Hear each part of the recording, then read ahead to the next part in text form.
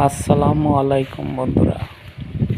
একজন কৃষক তার শরীরের ঘাম রক্ত পানি করে মাঠে ফসল ফলায়। রোদ বৃষ্টি ঝড় তুফান যাই আসুক না কেন, তার কাজ থেমে নেই, তার কাজ চলবে এবং চলমান।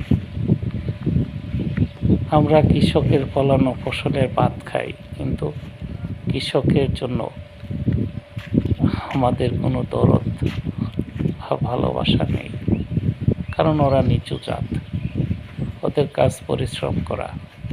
কিন্তু একবারও কি ভেবে দেখেছেন, এই কৃষকরা যদি মাঠে পরিশ্রম না করত, আমরা ঘরে বসে এত সুন্দর ভাত খেতে পারতাম? যে কৃষক আজ আমাদের জন্য ঘাম রক্ত ঝরাচ্ছে, তারা কি তার সঠিক মূল্য পাচ্ছে? তাদেরকে কি সে সঠিক মূল্য আমরা দিচ্ছি? না, কখনোই দিই না। কারণ ওদের জন্মটাই কৃষক হিসাবে, গরিব হয়েও জন্ম নিয়েছে, ওদের কাজই এই কাজ করা।